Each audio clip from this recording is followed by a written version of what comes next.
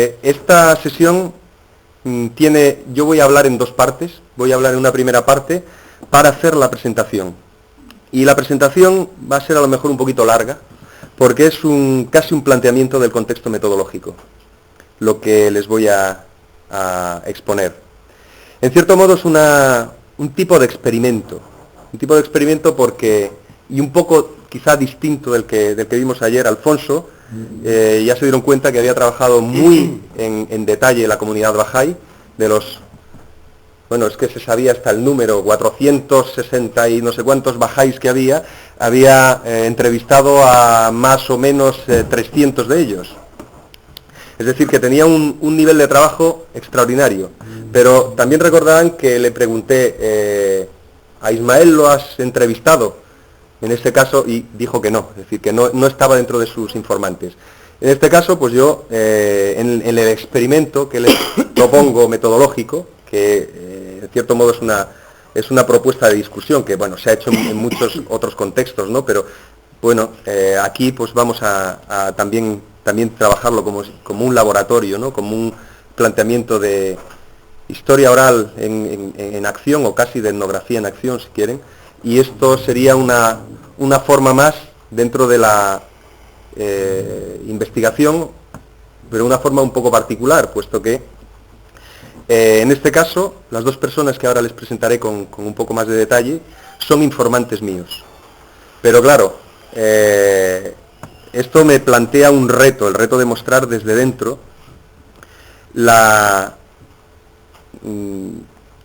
investigación como se hace, pero no son cualquier tipo de informantes, son unos actores muy particulares, porque a su vez son nuestros colegas. Ambos son, como nosotros, en un caso licenciado en Historia, compañeros de la mayoría de ustedes. Lo que pasa es que Alejandro estudió, si no me equivoco, el año antes o el mismo que estaba yo estudiando, él aquí, en La Laguna, y yo en Madrid la carrera de Historia, es decir, que somos coetáneos en este mundo y nos formamos, bueno, pues en un ambiente parecido, ¿no? Y Francisco es licenciado en literatura, es filología hispánica, es decir, que van a dar una mirada que es la mirada parecida, tienen la capacidad de investigar como la tenemos nosotros, cualquiera de nosotros. Son nuestros colegas, ¿no? A la vez de ser actores, y unos actores que ahora les plantearé un poco. La pregunta que surgió en todo este proceso que ha llevado a configurar esta sesión, ¿no? Y la pregunta que ayer se explicitó claramente, de cómo adentrarse en una investigación sin adentrarse en una pertenencia, algo que quizá no llegamos a ver con detalle, porque hubo un fárrago final anoche que ya no podíamos resistir más, pero algo que, bueno, yo quiero dejar explícito, ¿no? La fascinación del campo para el investigador, que creo que en el caso de Alfonso también la hay. Quizá Alfonso lleva 3 años y pues ha planteado una posición mucho menos de inmersión en el campo como la que tenía cuando presentó su trabajo de investigación hace 2 años o así, que estaba en una plena inmersión en el campo, ¿no? Y a lo mejor no les pareció tan fascinado como sí que lo estaba hace 2 años, ¿no? Con su trabajo, ¿no? Y con su campo, ¿no? La fascinación del campo para el investigador en tanto que individuo en búsqueda, ¿no? Y esto, si han leído, que sí que lo han leído porque ayer se citó a Joan Prat, El estigma del extraño, se darán cuenta un poco ese problema que algunos denominan esquizofrenia del investigador, en que otros lo denominan síndrome de Estocolmo, en fin, no sé cómo llamarlo, pero entra dentro de las características del desarrollo de una investigación, la empatía con el tema de trabajo. Cuando haces una tesis doctoral te crees que estás resolviendo el meollo de los problemas en historia, el meollo de los problemas de historia, es decir, tu tesis doctoral va a resolver el presente, el pasado y el futuro. Claro, dedicas 3 o 4 años, 5 años, claro, 5 años de tu vida, Figúrense lo que es criar un hijo y que llegue de 0 a 5, o sea, es que es una pertenencia fuerte, ¿no? Pues parecida es la etnografía, lo que pasa es que la tesis doctoral es un libro, y la etnografía es un trabajo con personas, que a su vez te transforman, ¿no? Entonces eso, un poco, tenerlo en cuenta, ¿no? De primera idea, ¿no? Bueno, y la exigencia de la presentación, porque estoy presentando, aunque parezca que no, ¿no? Pero estoy haciendo la presentación de quienes me acompañen, nos lleva a otro punto, al de los nombres, ¿no? Al de los nombres, que es el de las identidades, o de los roles, que yo los he dejado claros, ¿no? El del investigador, el del creyente, en este caso yo estoy en el rol del investigador, y ellos estarían en el rol del creyente, un creyente un poco particular, porque ya les he dicho que además están en una posición de investigadores a su vez, o de colegas en estos juegos de roles que ahora intentaré desmontar un poco, ¿no? De juegos de roles en los que funcionamos, ¿no? Bueno, los nombres, ¿qué hacen? Pues reflejan la lógica de una pertenencia que se transforma. También en el nombre estamos en un contexto un poco particular.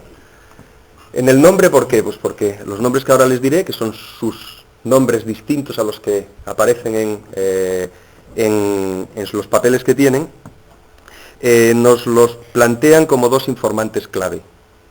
Aquí tenemos dos informantes clave que son, en cierto modo, fundamentales en la historia del budismo en Canarias en general y en Tenerife en particular, ¿no?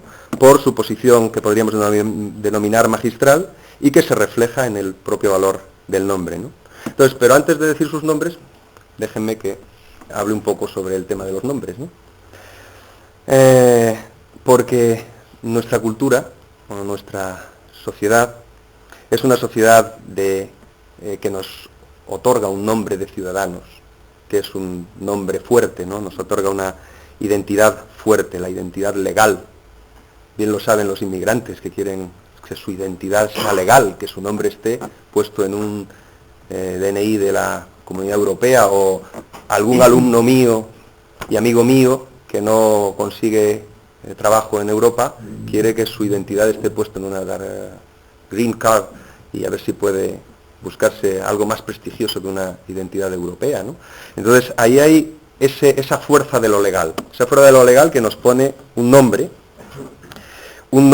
una identidad fuerte, el nombre ciudadano, el nombre de ciudadano. En este caso Alejandro Torrealba o Francisco Mesa, ¿no? ¿Y quién se sale de eso? Pues los espías de películas, ¿no? Tienen varios nombres, ¿no? O también hay que verlo, todo está sesgado antes, salvo las españolas, las mujeres de mis colegas, con esos terribles problemas que cuando los colegas se solían casar con sus mujeres que eran sus alumnas, ¿no? Y entonces habían empezado la investigación con un nombre, luego se casaban, ponían el nombre del marido, y luego dejaban al marido y ponían otra vez el nombre de soltera o el del segundo marido. Entonces, claro, las mujeres tenían un pequeño problema porque cómo seguía su investigación si no sabía su vida, ¿no? Pues el primero se llamaba de una manera, luego Ángela no sé qué, Greco, luego Pontrandolfo, luego Greco de nuevo, luego no sé qué, y dice, bueno, es la misma, ese juego de la identidad, ¿no? En otras sociedades las identidades no son tan fuertes, ¿no? Las identidades reflejan las dinámicas, los procesos del cambio, ¿no? Reflejan la diferencia, ¿no? Entre un antes y un después, que es un poco hacia donde les estoy llevando, ¿no? Un antes y un después que para nosotros no es tan extraño. No hace falta pensar en los nombres de iniciación que se dan en los contextos étnicos, ¿no? Un señor que conocíamos y muchos de nosotros nos parecía terrible, ¿no? Que se llamaba Joseph Ratzinger, ¿no? De repente, de un momento a otro pasó a llamarse Benedicto XVI, ¿no? Por una transformación en el nombre que, bueno, pues la tenemos solo en él, ¿no? Como referente, ¿no? Otros, pues se llamaban lo que fuera, Bardamana, y se pasaron a llamar Gina, ¿no? Otros se llamaba Siddhartha Gautama y se pasó a llamar Buda, ¿no? En el Islam, entre los musulmanes, en los árabes sobre todo, es notable los cambios dependiendo de circunstancias varias, en los chinos también, que dices, bueno, ¿y Confucio cómo se llamaba? Pues era Kong Zi o Kong Fu Zi, el maestro Kong, pero en realidad su nombre después de muerto era no sé cuántos, pero en realidad el nombre de familia era no sé qué, pero en realidad no sé, entonces aquello empieza a dar más nombres y más nombres y más nombres, ¿no? O ¿Por qué? Pues porque el nombre cambia cuando cambian las identidades interiores o exteriores, sociales o incluso personales, ¿no? Entonces, tenemos aquí, ya voy presentando, ¿no? Tenemos a quien antes les presenté como nuestro colega Alejandro Torrealba, pero también es, si no me equivoco, Acharya Dharmamitra, ¿no es eso? Que lleva el Centro de Estudios Budistas Arya Marga en Las Palmas, el Centro Milarepa. Otra cosa que quería decir también y que no hemos reflejado de modo adecuado en estas presentaciones sobre la diversidad religiosa o la multirreligiosidad en Canarias, que es que las religiones no están todas sueltas, sino que también están en un diálogo. El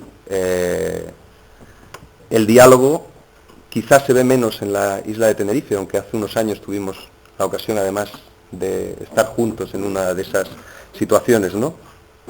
En Las Palmas sí que hay un colectivo llamado Encuentro de Caminantes que Alejandro es uno de los promotores o propulsores del colectivo, que es un colectivo de diálogo interreligioso que organiza actuaciones de todo tipo y que además ahora está saltando del marco canario al marco en general de toda España, ¿no? Diálogo interreligioso y enseñanza del budismo desde su posición de magistral, ¿no? Y por otro lado tenemos a quien antes les presenté como Francisco Mesa, que también tendríamos que presentarlo, quizá a lo mejor su identidad más fuerte ahora mismo sería Denko Sensei, ¿no es eso? Tras, si no me equivoco, el 31 a final de este año, ¿no? Una ceremonia que es una ceremonia iniciática en que se transforma el nombre de uno a otro, ¿no? Y es el maestro del Dojo Zen y el presidente o director de la Asociación Zen de Tenerife y el primer maestro Zen surgido del linaje de una persona que podríamos llamar Dokuso Roshi, o podríamos llamarle, yo lo conocí como, si no me equivoco, Francisco Villalba, ¿no es eso? Hace muchos años, que es uno de los maestros del budismo Zen en España, que es su primer discípulo convertido a su vez en sensei, es justamente Francisco Mesa, a quien tenemos aquí, ¿no? Bueno, entonces, como ven, ya estamos en pleno dilema. O sea, les he llevado a un lugar un poco complicado, ¿no? En pleno dilema. Bueno, a mí me gustan este tipo de dilemas. A mí me gusta cuando analizo el mundo dionisiaco, no verlo en el mundo etéreo de una experiencia inexplicable, o no sé cuántos. A mí me gustaría explicarla. Por el medio de las imágenes soy más capaz de explicarlo que a lo mejor leyendo las vacantes de Eurípides, pero con ambas cosas a lo mejor soy capaz de acercarme a eso que podía ser la inmutable, variabilísima experiencia religiosa en ese contexto extático del dionisismo, ¿no? Pero claro, evidentemente hay un problema metodológico en todo esto, ¿no? Ser capaces de diferenciar, de no confundir los ámbitos, de no confundir un foro académico como es este con un foro de diálogo interreligioso, por ejemplo, ¿no? Y yo no sería el representante de los ateos en el foro de diálogo interreligioso, que es donde solemos quedar los pobres, bueno, eso entre comillas, académicos, cuando hay diálogo interreligioso, el rarito del ateo al que dejan hablar un poco, a ver si dice algo coherente entre una tremenda cantidad de diversos maestros de diversas religiones. El ateo suele ser el pobrecillo que no sabe sentarse en el suelo y que tienen que ponerle una sillita porque si no se le quiebran las piernas y tal al pobrecito este. Entonces vamos a ponerlo aparte y siempre queda como el raro, ¿no? Y el raro, entre otras cosas, porque el diálogo interreligioso dialoga muy mal con los ateos. Entonces tiene un serio problema en ese aspecto. Pero claro, aquí tenemos a dos personas que a lo mejor con esto del ateo, ¿no? Quizás sean también ateos, ¿no? Porque, en fin, yo he hecho algún trabajo de campo entre budistas, algunas etnografías entre budistas, y cuando aprietas un poco terminan diciendo que son ateos. Algunos de ellos, otros no, pero algunos de ellos lo dicen, ¿no?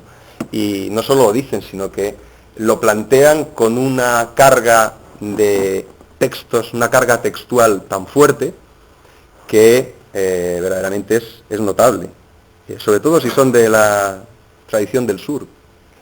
Y a lo mejor los conversos, es decir, los occidentales que van a la tradición del sur, a lo mejor tienen algún recelo en decir eso, pero como le preguntes a un tailandés, que yo he hecho en algún caso entrevistas, dicen, no, si yo soy ateo. Bueno, dicen, como no creo en Dios y todas estas cosas.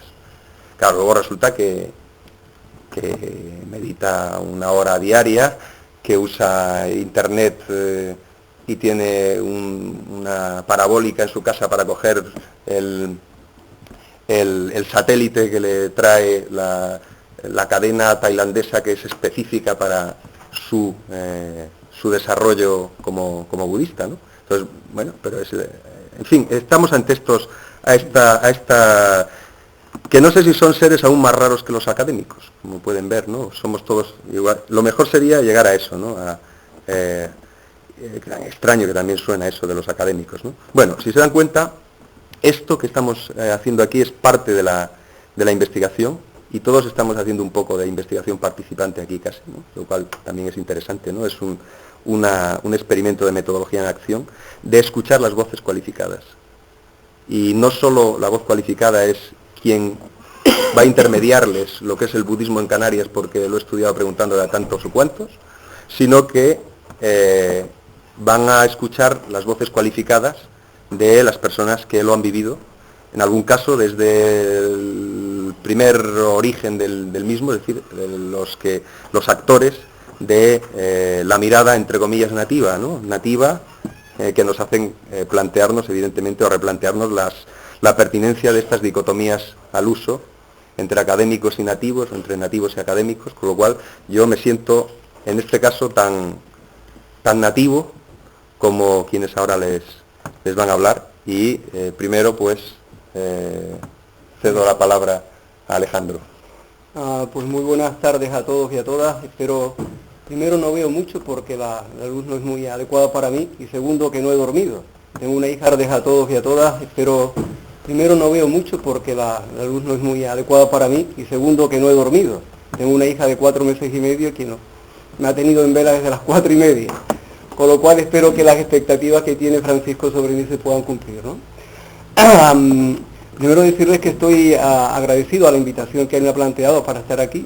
Yo creo que foros como estos son muy interesantes para un estudio objetivo, más aún del campo no solo religioso, sino del hecho budista en sí, ¿no? Para eso nos ha llamado, ¿no? Cuando preparé la exposición de hoy, yo hice primero una revisión muy crítica desde el punto de vista histórico, luego lo he ido perfilando, lo he ido puliendo, y la primera queda para mí.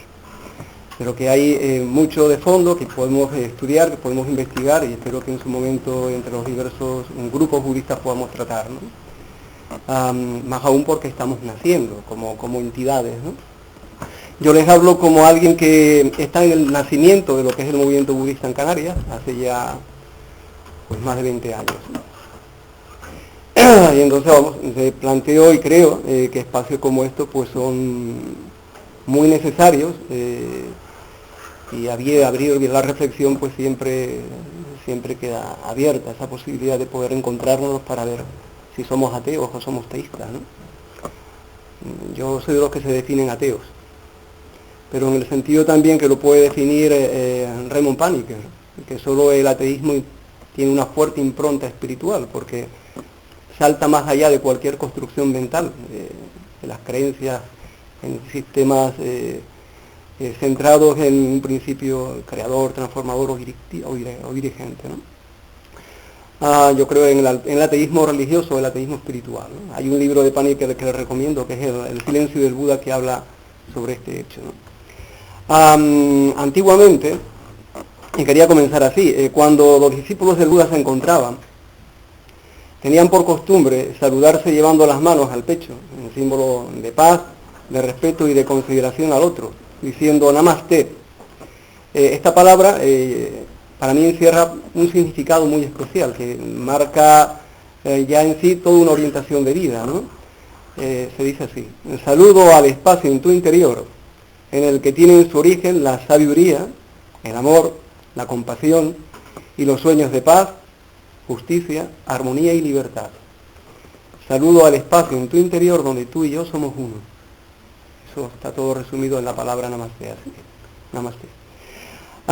Yo les hablo aquí como alguien que se siente inspirado en las enseñanzas de Buda Sakyamuni, aún en la certeza de que nunca sabremos lo que realmente dijo, porque durante siglos fue una mera transmisión oral, con todo lo que es el valor que esto encierra, pero suponemos que dijo. De hecho, los sutras cuando comienzan dice Evam me sutan, así oído, ¿no? Lo que transmitía Ananda cuando fue convocado en el concilio, ¿no?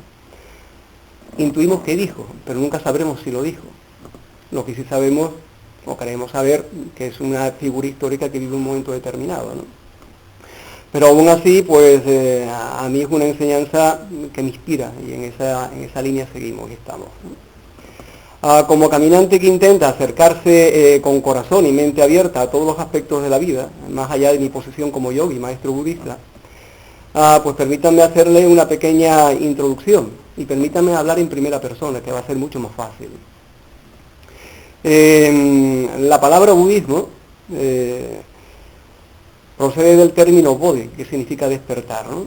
En Oriente muy difícilmente la gente dice yo soy budista, o en el Tíbet no dicen yo soy budista, dicen Nangpa, yo sigo el camino interior. Y ese camino interior es algo que se proyecta afuera, pero que se construye dentro.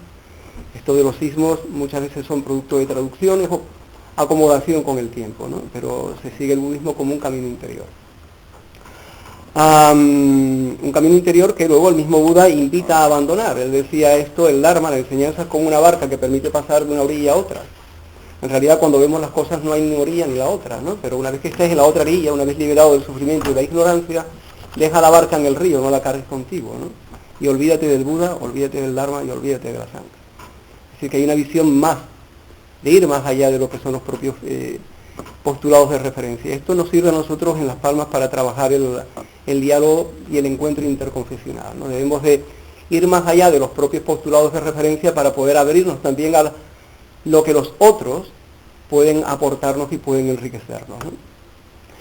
Entonces, Buda significa el que ha despertado, y budismo podemos definirlo como camino, senda o proceso hacia el despertar.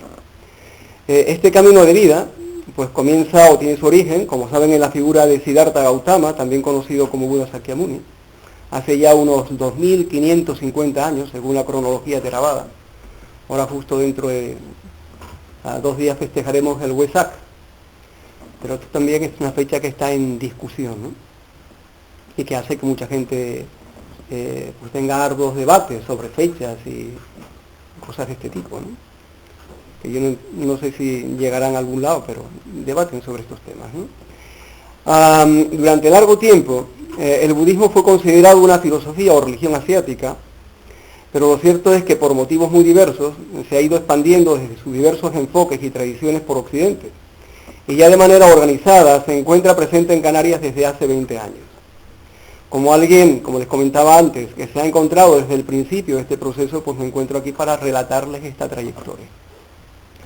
Antes de presentarse a través de la escuela Soto-Zen, que es la primera en venir con el ahora maestro Dokuso Villalba Rossi, ya nos encontrábamos aquí un grupo de personas que a título individual, aunque sabíamos unos de otros, pues practicábamos y estudiábamos, ¿no? Y yo quiero destacar especialmente a Alejandro Togore, quien ha mantenido una permanente aspiración de búsqueda personal y de colaboración en todo este proceso. Una persona que ha hecho factible que muchos maestros de diversos linajes estuvieran aquí presentes, ha cedido sus propios espacios y ha tendido puentes, ¿no? Entonces considero que es digno resaltar que es uno de los antiguos, como éramos otros, caminantes libres, porque no había nada establecido como tal, ¿no? El budismo en la provincia de Las Palmas, y yo he venido aquí a hablarles de su desarrollo en Las Palmas, en Gran Canaria en general, es hijo de los esfuerzos realizados en Tenerife. Por lo que permítanme hablar de manera breve sobre la génesis del budismo aquí, ¿no? En la primavera del año 86, yo me desplazo a Madrid para, entre otros asuntos personales, conectar con Dokuso Villalba. Entonces era un joven monje, director de la Asociación Zen de España, a quien le organizamos desde el Centro de Yoga Lemuria, que está justo aquí en el Camino Largo, que entonces yo dirigía, pues una conferencia, una conferencia en el Ateneo de La Laguna y una sesión en las propias instalaciones del centro, ¿no? Esto ya ocurrió en el verano del mismo año. Posteriormente se constituyó una célula de practicantes permanentes en el mismo centro Lemuria, que posteriormente encontró su propio espacio, ¿no? Este grupo inicial quedó a cargo del doctor José Luis Peláez, que durante mucho tiempo fue un discípulo muy íntimo de Ducuso Villalba, quien se incorporó ya justo en este primer encuentro y bajo la responsabilidad también de mi persona, ¿no? Hasta que por diversos motivos pues abandoné el grupo, pero manteniendo una relación cordial con él mismo como sigue siendo hasta la actualidad. Del devenir del grupo Zen, ahora asociación en Tenerife, pues les hablará mi querido amigo, el maestro del Dharma, Denko Sensei. Luego, en la primavera, el grupo Zen, como les comento, ya empezó a tener su trayectoria desde ese año 86, y en la primavera del año 89, 3 años después, pues visita a Tenerife un venerable lama de la tradición Sampa Kagyu, del budismo tibetano, que se llama Drupyu Tempa, lama originario del Bután, realizándose este primer encuentro pues en la finca de Alejandro Togores también, ¿no? En Tegueste. Esta fue la génesis de los centros budistas tibetanos, dependientes tanto en Tenerife como en Las Palmas del monasterio Daksan Kagyu, que está radicado en Panillos, en Huesca, que se encuentra bajo la dirección del mismo Lama Drupyu. Posteriormente, en ese mismo año, en el verano, un pequeño grupo de canarios nos desplazamos a Huesca para conocer el lugar y recibir enseñanzas impartidas por Boka Rinpoche. Boka Rinpoche es el maestro del Lama Drupyu, es el lama detentador del linaje Sampa Kagyu del budismo tibetano y discípulo, el sucesor de Kalu Rinpoche. Posteriormente a este viaje, se constituye en Tenerife un grupo de practicantes vinculados a este monasterio y lama, y en 1991 se abre el primer centro de budismo tibetano estable en Santa Cruz. Ha cambiado de lugares, pero el nombre es el mismo, Kagyu Yanchuk Cholim, que creo que ahora está en el barrio del Perú, o en la Cruz del Señor, cerquita de ahí, ¿no? Que seguirá organizando los viajes a Tenerife del Lama Drupyu, y posteriormente del para mí muy respetable y entrañable Lama Punsuk, un hombre realmente excepcional, un lama de origen bhutanés, ¿no? Luego, en 1993 y 94, ellos invitan a una mujer realmente excepcional a venir aquí a Canarias. Es una lama de origen boliviano-alemán, la lama Anila Rinchen-Wamba.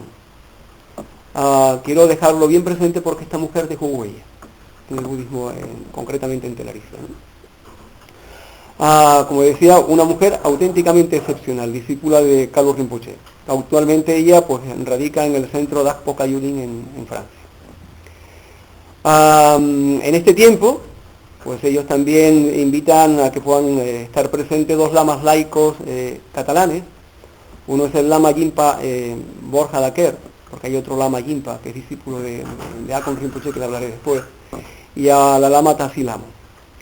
En 1992 se constituye el núcleo de lo que es el Centro Budista Tibetano de la tradición Sampa Kagyu en Las Palmas. Un grupo de practicantes de Las Palmas vienen a Tenerife y abren también allá un centro que tiene todavía entidad propia, ¿no? Y que ahí está mantenido. Este centro se llama Kagyu Serap Cholim, primero en un espacio temporal cedido por don Abraham Cárdenas, y yo hablo de nombres porque me gustaría que de alguna manera pues quedaran registrados, ¿no? Es un auténtico benefactor de este grupo, ¿no? Y para mí un hombre y un amigo excepcional, don Abraham Cárdenas, benefactor desde aquella época de este grupo conectado con Daksan Kagyu en la isla de Gran Canaria. Y luego en las instalaciones pues presentes ya están desde el año 1994. Este centro se mantiene vivo con distintas oscilaciones y ha contado con la residencia temporal de diversos lamas a lo largo del tiempo, organizando la visita de distintos lamas, bien butaneses o españoles. Durante toda esta época, quien les habla, pues se encontraba viviendo su etapa como monje. Yo tuve la posibilidad de vivir varios años como monje. Me encontré como monje viviendo el nacimiento de los centros conectados con el linaje Sampa Kagyu, los linajes Kagyupa en Tenerife y en Gran Canaria. Luego ya en 1995, yo principios del 94 vuelvo a la Vía Laica. En 1995, pues bajo mi dirección se abre el Centro Milarepa en Las Palmas. Un centro que tiene connotaciones muy claras en cuanto al desarrollo del budismo en la isla, ¿no? Siguiendo también las orientaciones que mis maestros tibetanos me habían dado al respecto, ¿no? Este es un centro de yoga y psicoterapia. Mi mujer es psicóloga, yo soy sexólogo, aparte de historiador, pues hice luego sexología. Y está vinculada afectiva y espiritualmente al movimiento budista, pero en modo alguno a nivel organizativo. En estas primeras instalaciones, en la calle 1 de Mayo, pues son inauguradas por el Lama Drukgyal y el Lama Sona, en una ceremonia específica, y posteriormente en el año 96 visita Gran Canaria mi maestro, es el venerable Ajahn Dhiramansa. Dhiramansa viene de la tradición Theravada. Él era abad de monasterio, pero también era profesor de psicología, pero que va más allá de la tradición Theravada. Cuando a nosotros nos preguntan, decimos que nosotros no seguimos ni el Hinayana, ni el Mahayana, ni el Vajrayana, decimos que seguimos el Budayana, el camino del Buda, ¿no? Lo demás nos queda corto, ¿no? Sobre todo cuando están influenciados por aspectos bien étnicos, bien culturales, ¿no? Entonces, en 1996, a partir de ese momento, Dhiramansa pues radica en Gran Canaria durante 6 meses al año, y hemos tenido una larga trayectoria hasta la fecha, ¿no?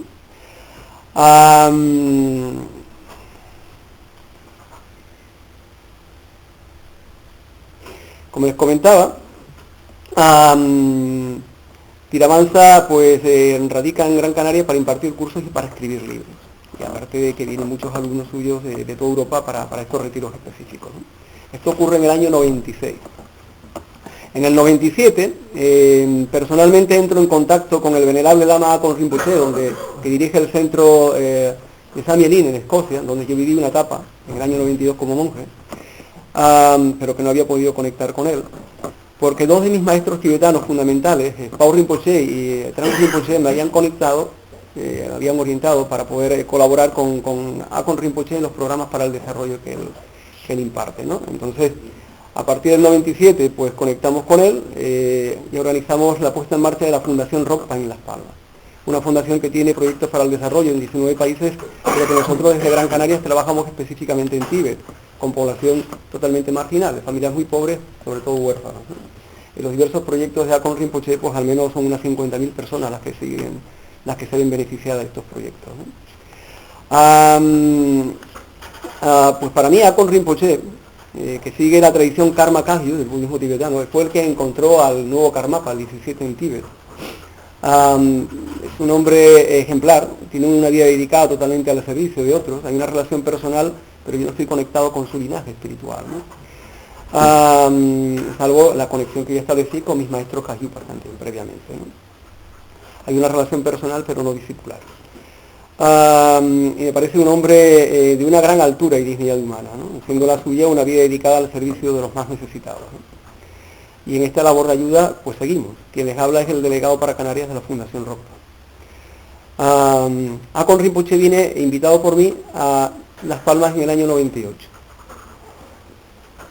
siendo la primera visita que un Rinpoche hacía Las Palmas, ¿no? Hacia Canarias en general.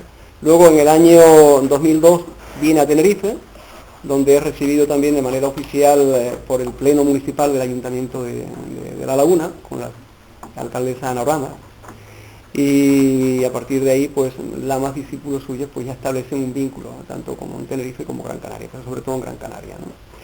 Desde entonces, Akon Rinpoche ha venido en 2 ocasiones más, invitados por el Centro Milarepa, con el objetivo de difundir los fundamentos de Rokpa y sus proyectos, y sus 2 principales discípulos en España, que son 2 lamas catalanes, monjes ambos, los venerables Lama Yinpa Yakso y la Lama Sondrup, que son muy cualificados, yo los considero muy cualificados, excelentemente, muy trabajadores y excelentes pedagogos, pues comienzan a impartir un programa de estudios budistas en el Centro Milarepa. Antiguamente utilizaban las instalaciones del Centro de Dasan Kagyu, pero pasan a las instalaciones del Centro Milarepa una vez que Akon Rinpoche solicita ayuda para abrir su propio centro y su propio grupo, ¿no?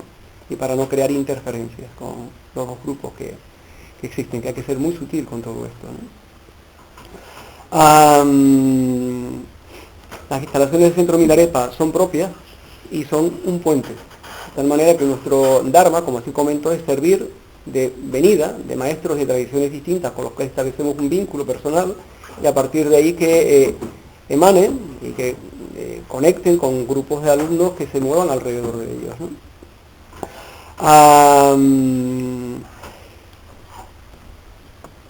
Ellos ahora mismo, en la calle La Naval, tienen un centro que se llama Casio San Gesson, conectado con St. Mirren en Escocia y con su sede en Cataluña. Y hemos realizado la visita pues de Ken Holmes, que es el director del Centro de Estudios Estudios Budistas en Escocia, y también de estos lamas catalanes y del hermano de Akon Rinpoche, que se llama Lama Yesel Rinpoche, que es un maestro de retiro, ¿no? Pero mientras la sede de la Fundación Rospa está en el Centro Milarepa, el centro de Dharma propiamente tibetano, conectado con la tradición Karma Kagyu, está aparte, ¿no?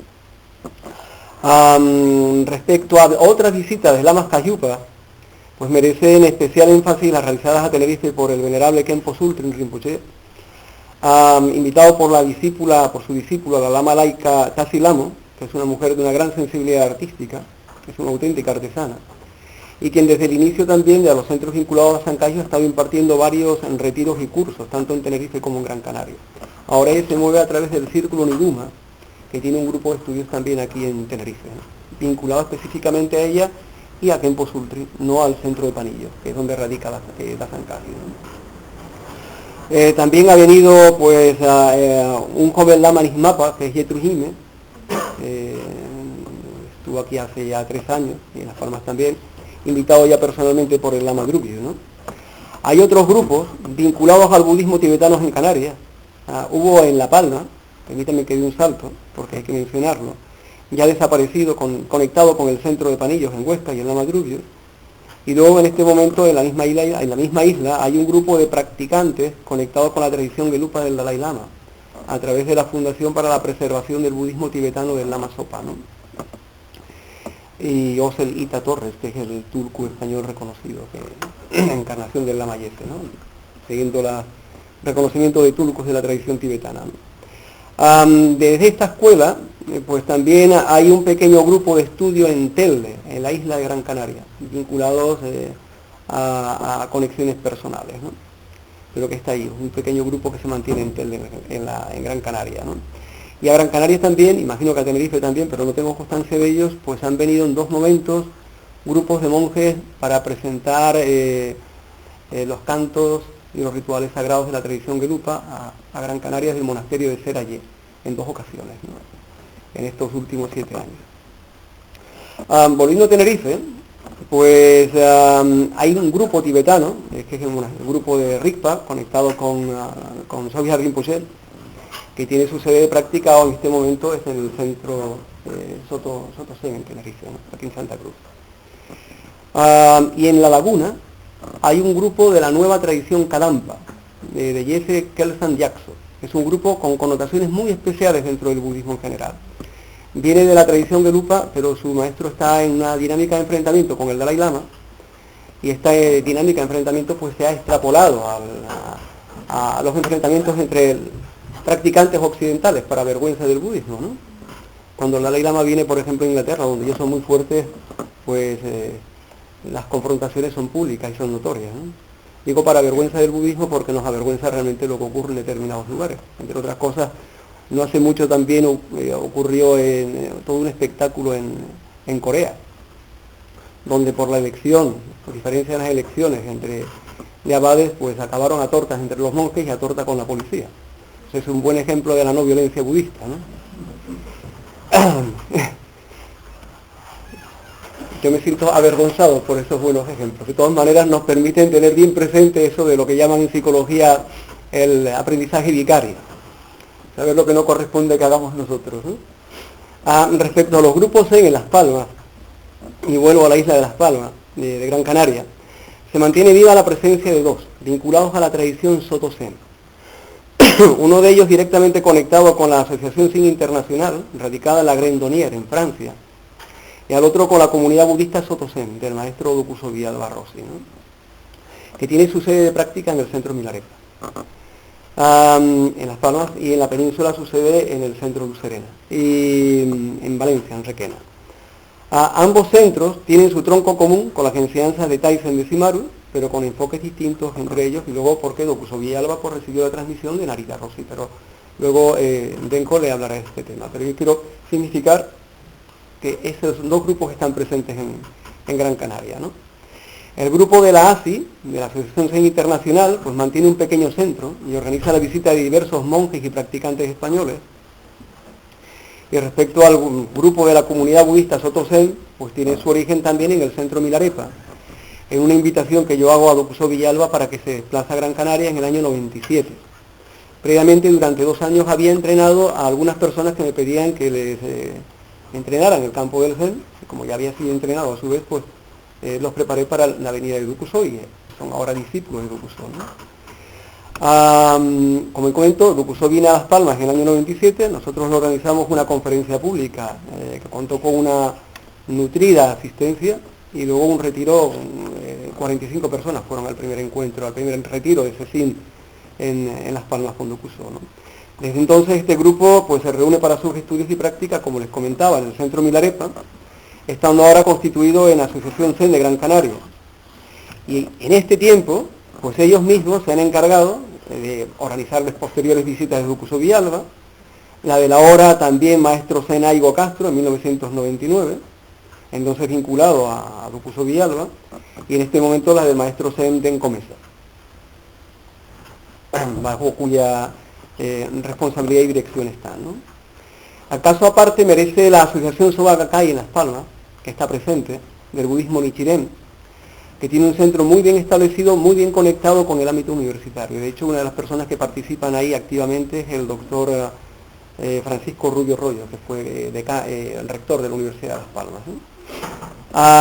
Luego ya desde el centro Milarepa hemos puesto en marcha, a su vez por iniciativa del maestro Iravance, de quien les habla, el Centro de Estudios Budistas Área Marga, significa noble camino, y hemos iniciado oficialmente pues un grupo de estudios budistas abierto a practicantes de diversas escuelas y tradiciones espirituales o personas interesadas en ellas. La frecuencia oscila entre 20, 45, 50 personas cada vez que nos encontramos, ¿no?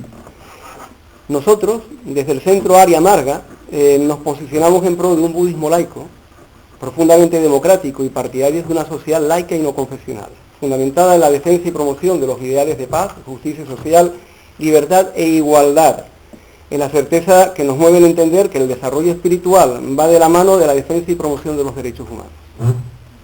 Lo que entendemos, lo que creemos, conforme a los postulados iniciales de Buda Sakyamuni. Y desde ahí hemos puesto en marcha lo que es el encuentro caminante.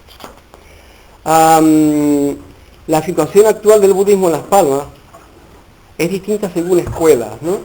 Los grupos Gelupa están en una situación latente.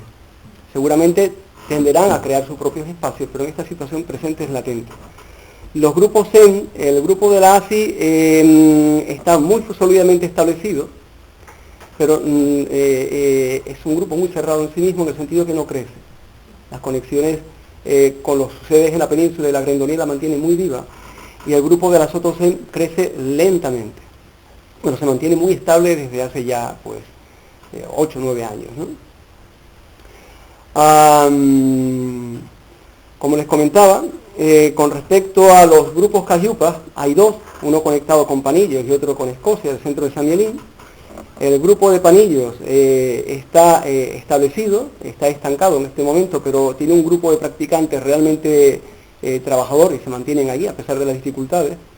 Y el grupo conectado con Escocia, pues parece que se está a la espera de un grupo de 5 estudiantes canarios que están ahora haciendo el tradicional retiro de 5 años, de 4 años, para que puedan arrancar, ¿no? Sus visitas, los lamas son cada trimestre, organizan su propio retiro, sus propias actividades, pero están prácticamente a la espera de que los que están en retiro puedan venir. De hecho, son los 5 primeros canarios que siguen un retiro intenso conforme una de las tradiciones específicamente tibetanas, ¿no? Permítanme hablarles y sintetizo mucho. El grupo, el centro Área Marga, nosotros nos desligamos de cualquier tradición oyana. En particular, pues consideramos la enseñanza del Buda de carácter universalista y no limitada, por tanto, a aspectos étnicos, culturales o de dependencia, escuela, linaje o tradición determinada, o supeditado por dogmas y ritos. En este sentido, queremos recordar el Malunqya Sutra, donde el Buda enseñaba que la vida religiosa no depende de dogmas ni de ritos, haciendo una llamada a la transformación interior, ¿no? En nuestros estatutos, conforme a los principios budistas, evidenciamos que no creemos en monopolios de la verdad y sí en el respeto profundo a las distintas formas de ser, sentir, pensar y vivir que dignifican a los seres humanos, estando firmemente, como les comentaba antes, convencidos que los derechos humanos son inherentes al camino espiritual, ¿no? También nos alejamos, y somos muy críticos, de los budismos centrados en la figura del gurú. Esto lo consideramos que es contradictorio totalmente con las enseñanzas del Buda, ¿no? Gurú es aquel que lleva de la oscuridad a la luz. Esto es más propio del hinduismo y del brahmanismo. Buda decía, los budas que enseñan el camino, corresponde que cada uno lo ande bajo sus propios pasos y bajo su propia responsabilidad. Entonces, nosotros tenemos una visión crítica de los budismos centrados en la figura omnipotente del maestro, donde el maestro es incluso prioritario sobre la figura histórica de Sakyamuni, ¿no? Expectativas de futuro, sintetizo mucho, ¿no? Las perspectivas de futuro del budismo en Canarias irán por barrios. Va a depender de la mayor o menor disposición y habilidad de las escuelas y centros para adaptarse a la realidad social canaria y alejarse de fundamentos culturales o étnicos extraños o contradictorios con la mentalidad occidental, por muy atrayentes que puedan parecer en un principio. Esto ya se da a nivel del budismo en Occidente, y muchos creemos que por ahí es por donde el budismo tenderá a crecer, ¿no? Nos acercamos por tanto a las corrientes budistas laicas, democráticas, socialmente comprometidas, alejadas de toda estructura vertical, personalista, como las centradas en el culto al gurú, y planteamientos clericales y conservadores. Esta es una reflexión que creo esencial, y en ella es necesario recordar las enseñanzas de Buda en el Kalama Sutra. Yo sintetizo, mi maestro Iravansa tiene un libro que recomiendo, que se llama La vía al no apego, y ahí dice, la autoridad es la base del conflicto. Liberémonos por un momento de ella y veamos lo que ocurre. La libertad de ser es la de mayor importancia de todas. Es la libertad de ser libre, sin estar bajo autoridad alguna. Creencias, tradiciones, conocimientos, lógica, opiniones, maestros o libros. En este instante somos realmente nosotros. En este instante en que somos libres, lo somos del todo. Hasta de la autoridad. La libertad está dentro y fuera. Vive en el instante presente. Mientras haya deseo, ansiedad, conformidad, dependencia y autoridad, no habrá auténtica paz ni auténtica liberación espiritual. Como les comento, en Canarias, dependiendo de la capacidad de adaptación a la mentalidad occidental, los grupos budistas crecerán o no crecerán, o entrarán en conflicto con planteamientos clericales, nítidamente conservadores, que los hay también en el budismo, ¿no? De ahí dependerá su proyección futura, ¿no? Como hay que ser breve, hay un sutra que para nosotros es enormemente inspirador, que lo leemos siempre al principio, que es el Sutra de los Kalamas, donde Buda supuestamente decía, oh Kalamas, lo importante no es lo que creéis, sino lo que hacéis, lo que sois y lo que sentís. No creáis en la fuerza de las tradiciones, por más que se las haya honrado desde hace muchas generaciones y en muchos lugares. No creáis en lo que dicen los libros considerados sagrados, solo porque muchos los consideren como tales. No creáis en algo, solo porque muchos hablen de ello. No creáis en lo que dicen los considerados sabios de antaño, solo porque muchos les sigan. No creáis en lo que vosotros mismos hayáis imaginado, creyendo que un Dios os ha inspirado. No creáis en nada, solo porque lo sostenga la autoridad de vuestros maestros y sacerdotes. No creáis ni siquiera en mi enseñanza por respeto hacia mí. Luego de examinar detenidamente cada cosa y enseñanza, creed solo lo que vosotros mismos hayáis experimentado y reconocido como razonable y que resulte en vuestro bien y en el de otros. Soy de la creencia de que este budismo es el que crecerá y será un vehículo realmente transformador. Si tiene esto bien presente, en caso contrario, no pasará de ser una mera moda espiritual, atrayente durante un tiempo pero sin futuro, o en el peor de los casos, un mero espacio para meras búsquedas personales, pero en realidad conciencias socialmente dormidas. Si se olvidan las enseñanzas del fundador. Muchos estamos en el empeño de que esto no sea así. Tenemos bien presente lo que afirma el Sutra de Vimalakirti, propio de la tradición mahayana, que afirmaba, la liberación personal si se olvidan las enseñanzas del fundador. Muchos estamos en el empeño de que esto no sea así. Tenemos bien presente lo que afirma el Sutra de Vimalakirti, propio de la tradición mahayana, que afirmaba, la liberación personal considerada en sí mismo como meta es causa de esclavitud y sufrimiento. La liberación personal como medio hábil para ayudar a los demás es la verdadera liberación.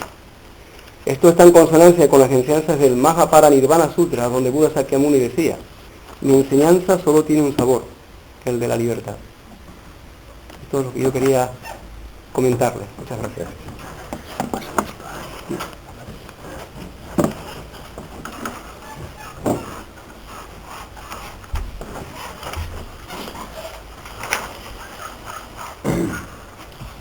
Buenas tardes a todos.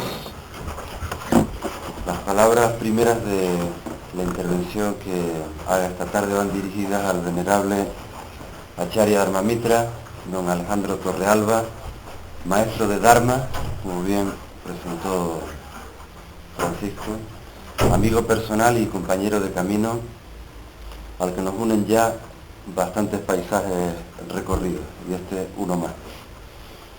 Por otro lado, quiero expresarle al doctor Francisco Díez de Velasco la invitación personal que nos ha hecho llegar a la Asociación Zen de Tenerife y a la comunidad para participar en este encuentro.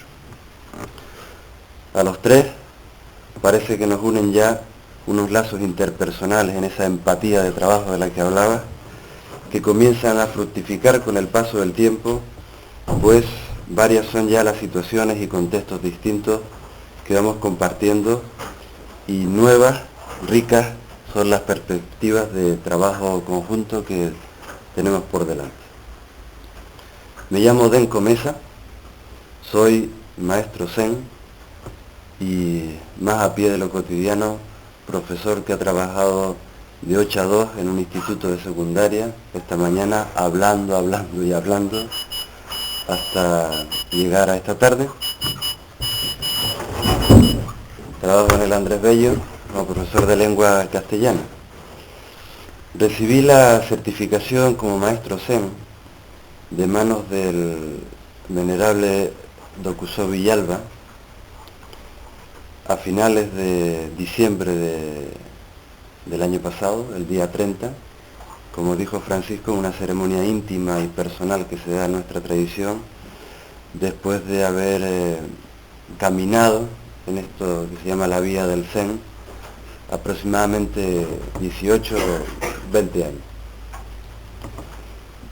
Curiosamente, desde los inicios de este caminar, la figura del maestro Dharmamitra me ha acompañado siempre y aprovecho aquí delante del público para agradecerte el apoyo, la cercanía y toda la labor que has desempeñado y estás desempeñando en difundir el budismo en Canarias. Voy a hacer una breve y escueta referencia histórica a lo que es el budismo Zen, para a continuación hablarles más concretamente de la historia y la actualidad de la comunidad Zen en Tenerife. La palabra Zen podríamos interpretarla como aquella capacidad que tiene todo ser humano para tomar conciencia real de lo que está aconteciendo ante su mirada.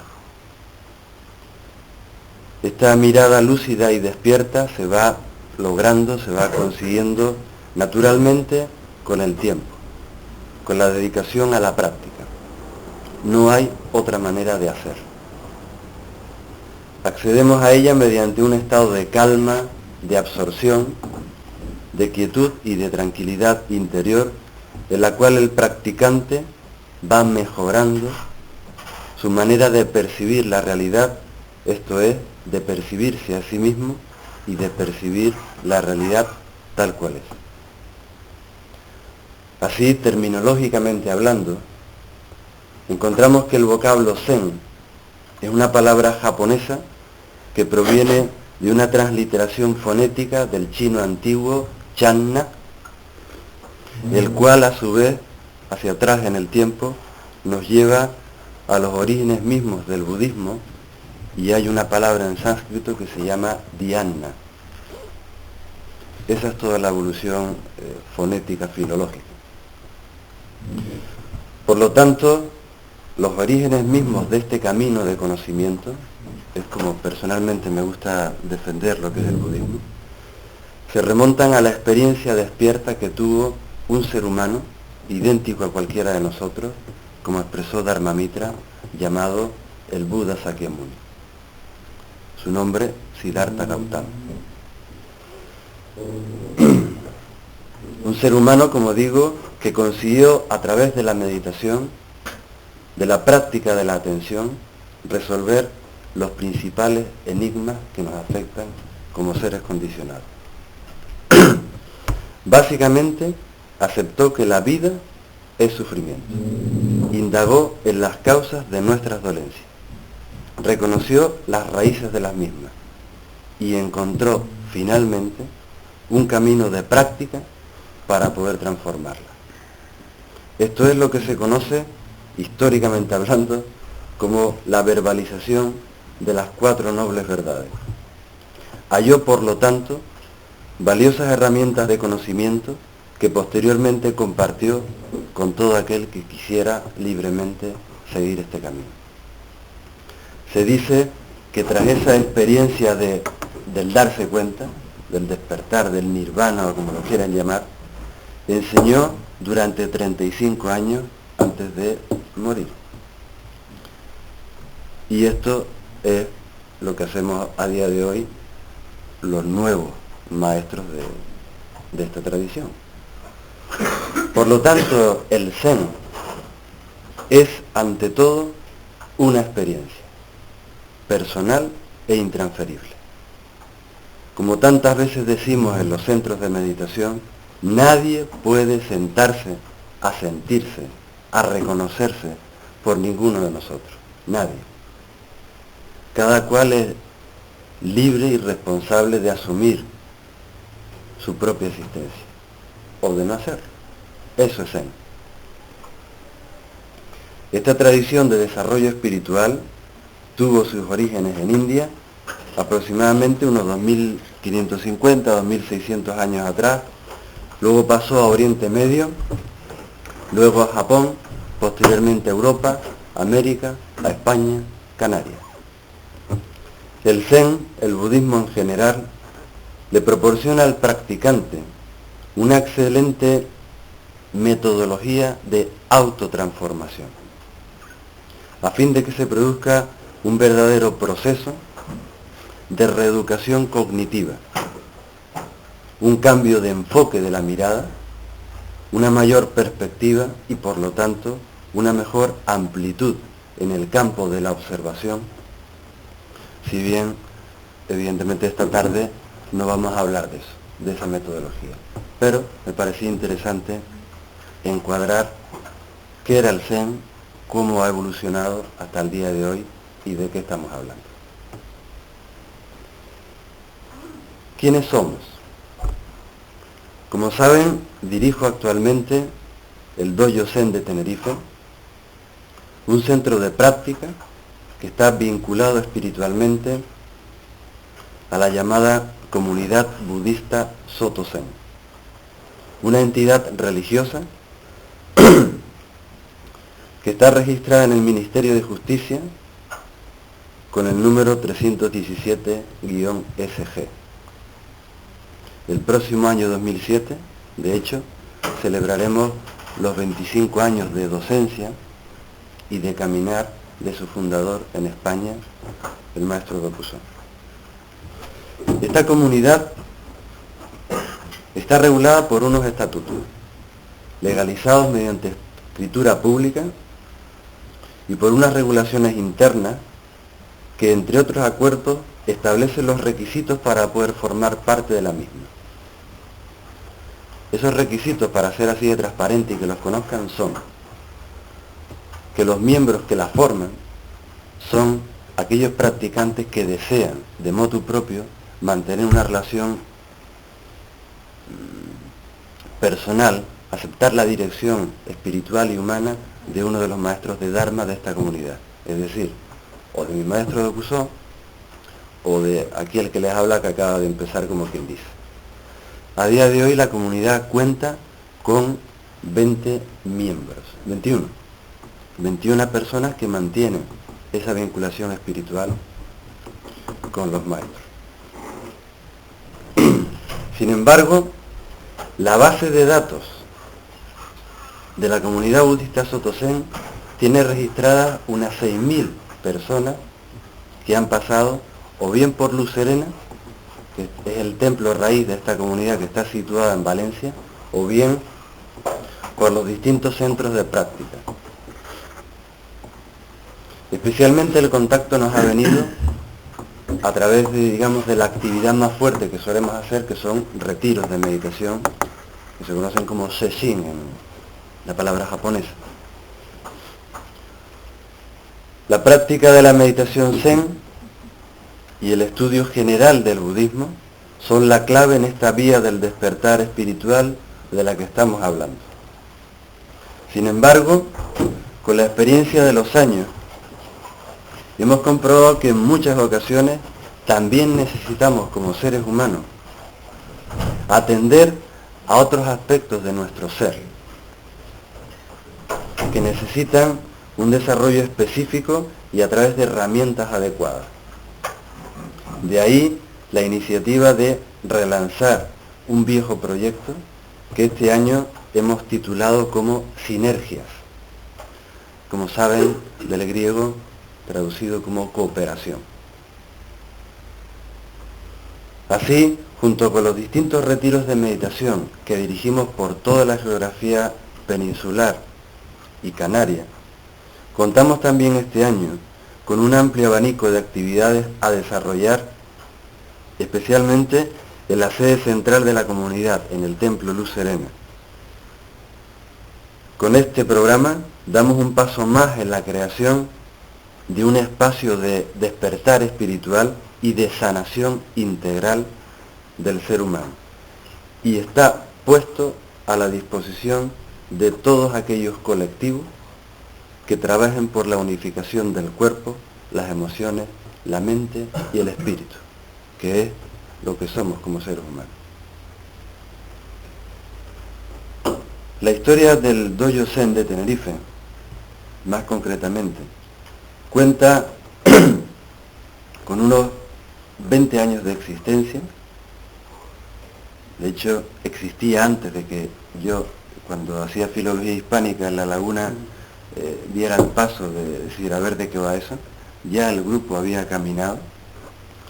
Precisamente cuando Alejandro Torrealba, hoy el maestro Dharma Mitra, trae e invita personalmente al maestro Dokuso a la isla.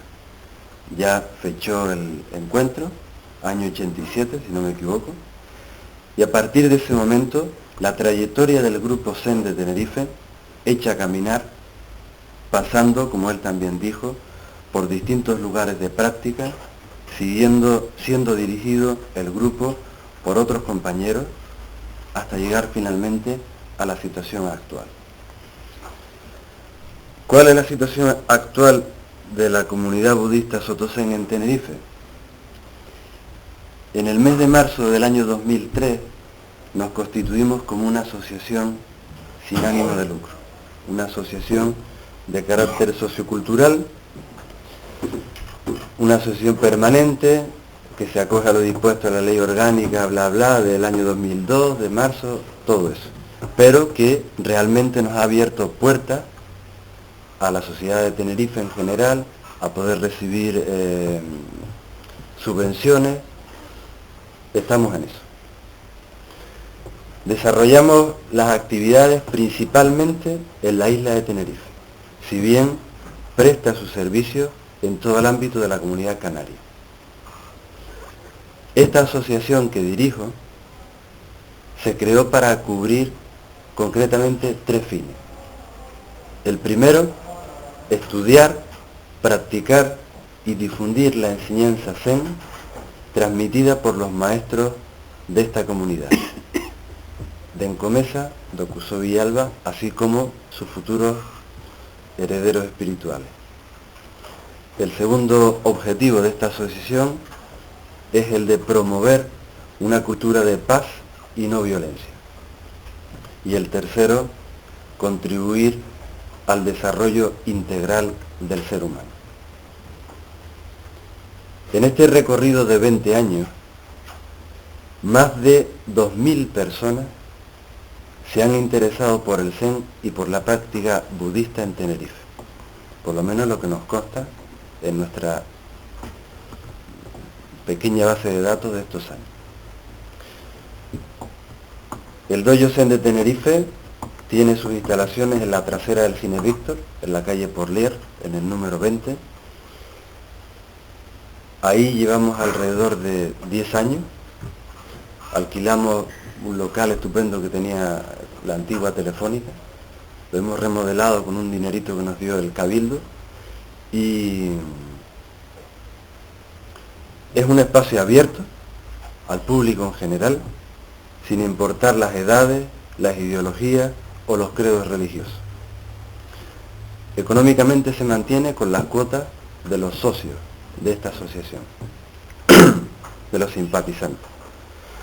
Son muchas las personas que acuden regularmente a este centro al sentir la necesidad de tomar un contacto real con su vida, con su existencia, como decía al principio.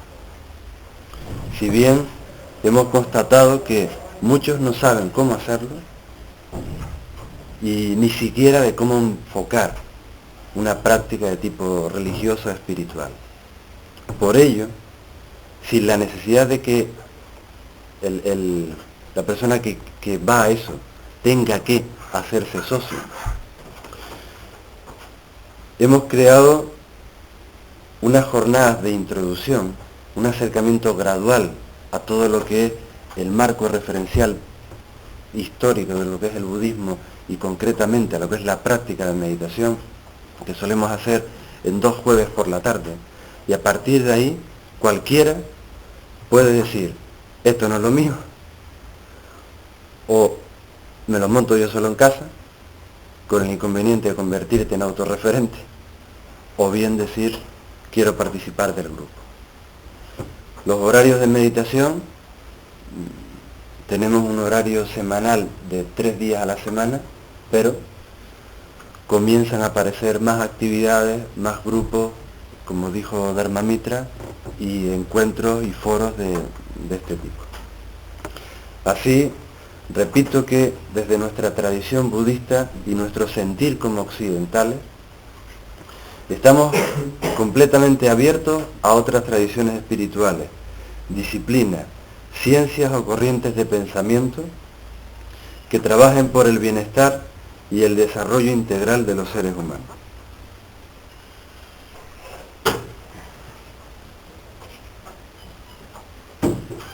¿Hay otros centros de práctica en la comunidad? Sí. El Dojo Zen de Tenerife, como dije anteriormente, está vinculado a la comunidad budista Soto Zen. Esta, a su vez, cuenta con otros centros de práctica, entre los que puedo citar, aparte del propio templo raíz que está en la provincia de Valencia, en Requena, está el centro de Valencia, el centro de Zaragoza, Ourense, Alicante, el propio Grupo Zen de Gran Canaria, comparte las instalaciones en el centro Milarepa y son centros urbanos que se vinculan de alguna manera a la dirección que marcamos los orientadores de esta comunidad. Todos estos centros urbanos se están registrando legalmente como asociaciones culturales sin ánimo de lucro en las respectivas administraciones regionales. Todos se organizan de la misma manera. Básicamente, para no enrollar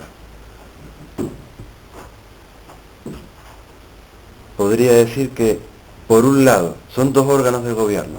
Por un lado está el que dirige la gestión administrativa, tesorero, secretario, tal, y por otro lado, personas que dirigen la práctica y el estudio de los que se acercan a seguir este camino. Todos los centros se rigen por unos estatutos y regulaciones internas que han sido autorizadas dentro de la comunidad budista Soto Zen. La comunidad budista Soto Zen y el budismo en España, una simple pincelada. La comunidad budista Soto Zen forma parte de la denominada Federación de Comunidades Budistas de España, de la cual es socio fundador. Esta federación agrupa al 70% de las comunidades budistas en nuestro país, que suman alrededor del 90-95% de los budistas españoles.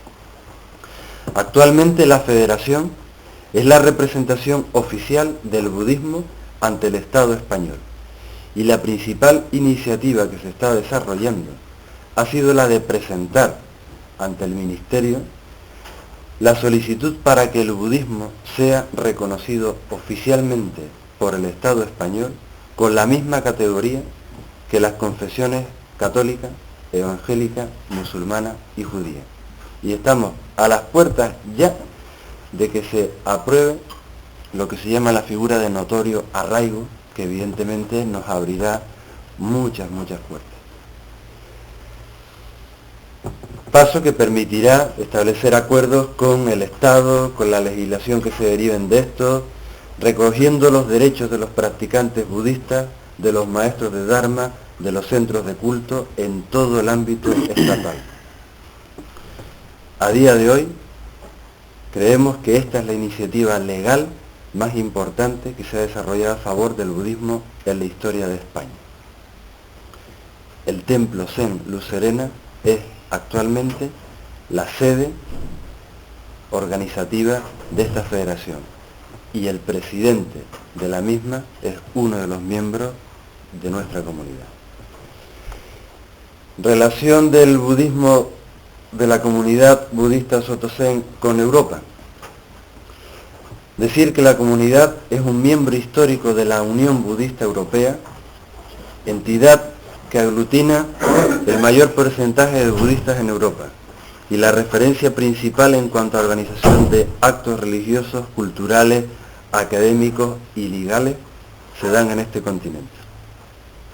Los maestros de nuestra comunidad mantenemos una cercana y estrecha hermandad, por ejemplo, con el Lama Denis Dendriuk, presidente de la Unión Budista Europea y director del Instituto Karmalin, que está situado en Saboya, en Francia. En cuanto al trato que nuestra comunidad mantiene con otros maestros y representantes de la tradición Zen en Europa, decir que acudimos periódicamente a los encuentros internacionales que se organizan con motivo de distintas actividades. Por último, me gustaría destacar la excelente relación que ha surgido de medio año para acá con el venerable maestro Gensu Imamura Rossi, que es el abad del templo Ryogonji en Japón y en la actualidad podríamos decir que es el cabeza visible de todo lo que signifique el budismo Zen, Soto Zen en Europa. Ha venido a Luz Serena, ha hecho un seminario de estudio, estamos encantados con él, hemos tenido muy buena relación y se abren puertas también de trabajo conjunto con él. Ha hecho un seminario de estudio, estamos encantados con él, hemos tenido muy buena relación y se abren puertas también de trabajo conjunto con él. Por último, conscientes del escaso conocimiento que existe del budismo en Occidente en general y más en nuestro país, nuestra comunidad tomó la iniciativa de crear un programa de estudios budistas que cuenta ya a día de hoy con más de 10 años de antigüedad. Un recorrido que está sirviendo para colmar esta importante laguna de nuestro acervo espiritual y cultural y estableciendo las bases de un progresivo y riguroso estudio del Dharma en España. Rápido, ese programa podría ser como una especie de diplomatura. Son 3 años, 3 cursos académicos con 4 seminarios de fines de semana cada uno. El año que viene echaríamos de nuevo a caminar el primer año, e incluso la intención es subirlo a internet, aprovechar las nuevas tecnologías y poderlo hacer online, con tutorías individualizadas y todo esto, ¿no?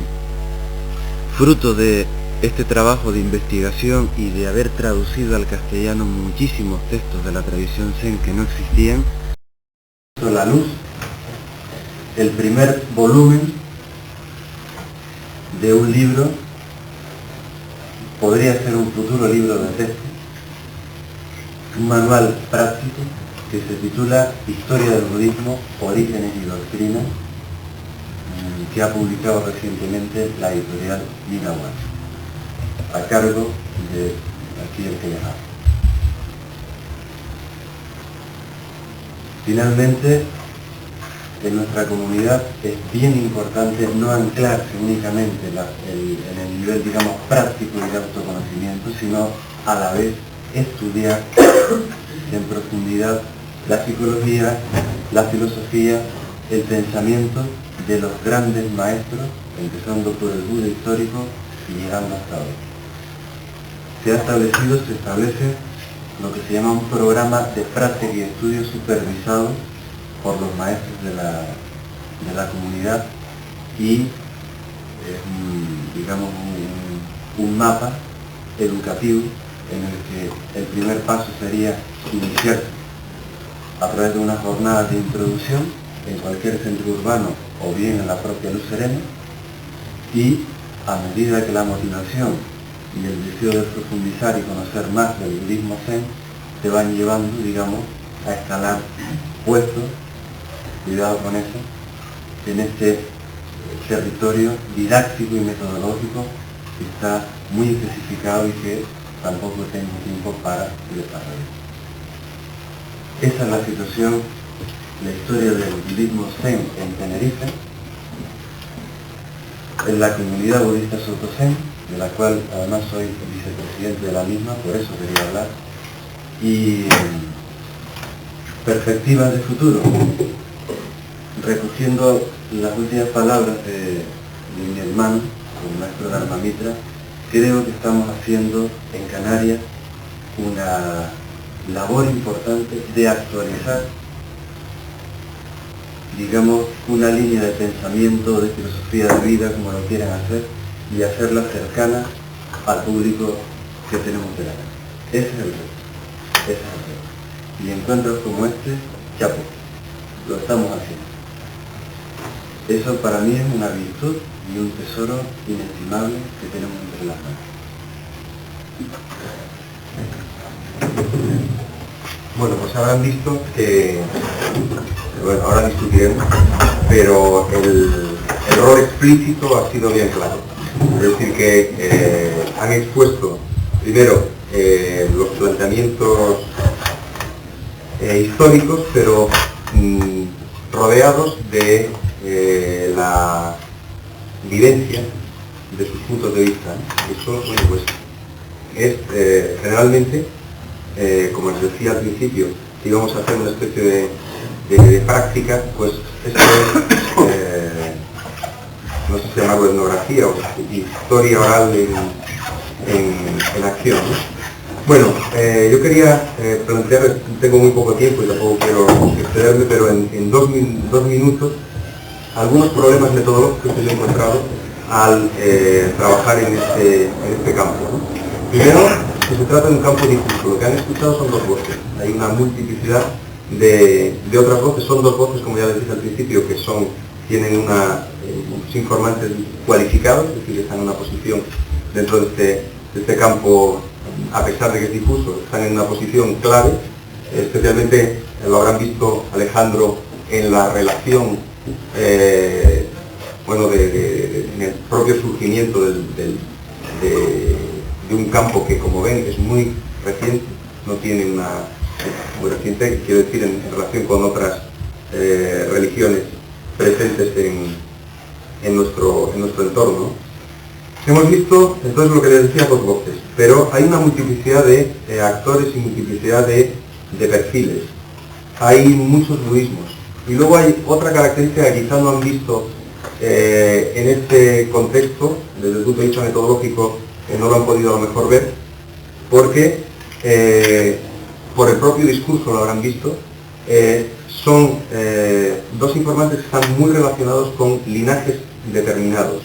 En cambio, hay toda una forma de entender el budismo que es una forma mucho más individualizada, quizá mucho menos entroncada con linajes, donde el acceso es aún más difícil y menos sistemático.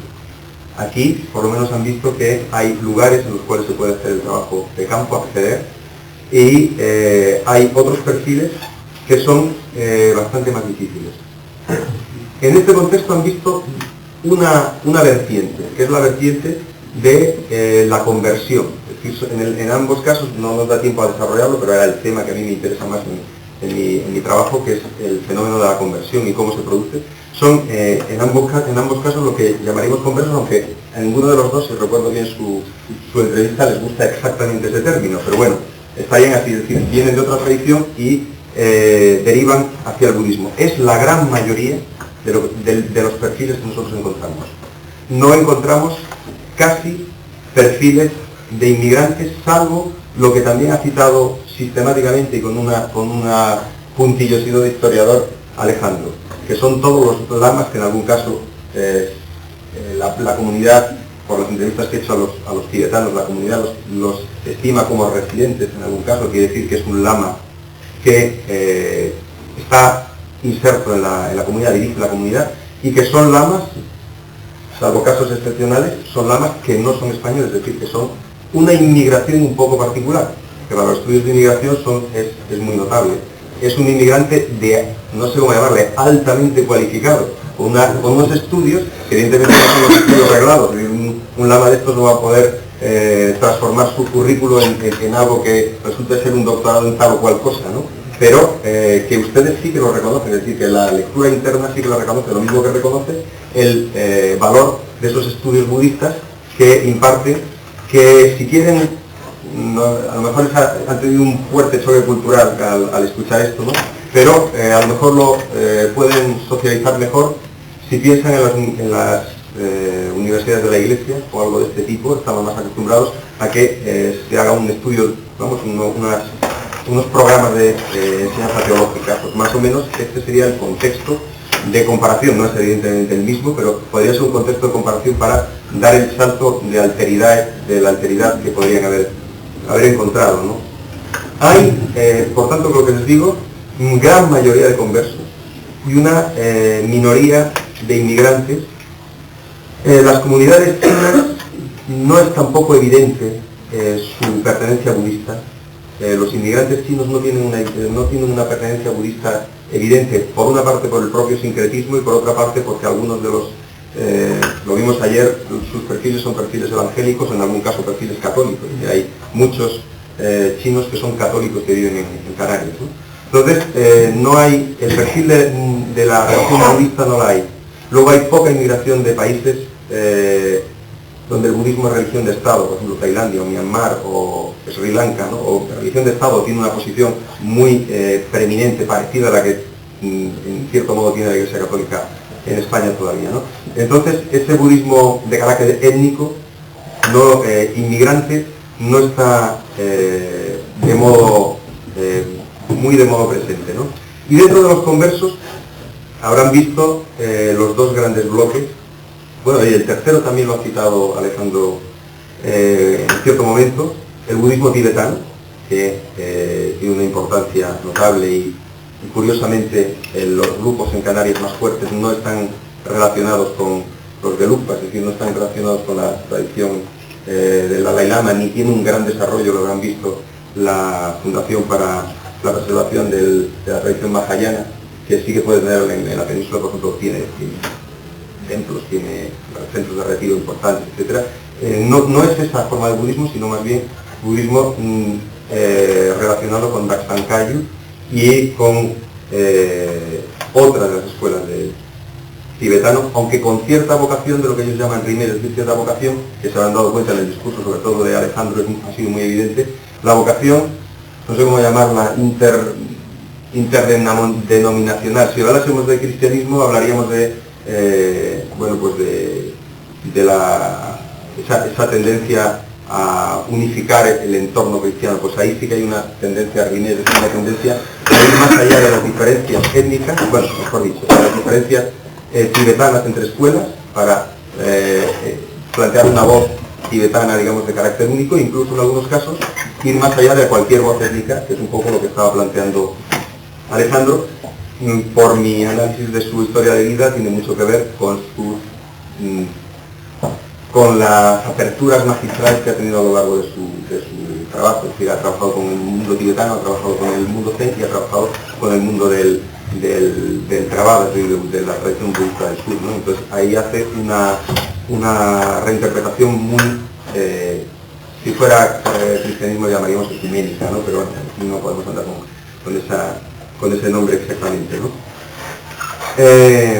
Otra cosa que ha quedado un poco expresada, pero que yo lo he visto bien y a lo mejor sale en lo que luego discutiremos, es la división. Han sido muy buenos, es una historia que no ha hablado de las divisiones y de los enfrentamientos, que los ha habido,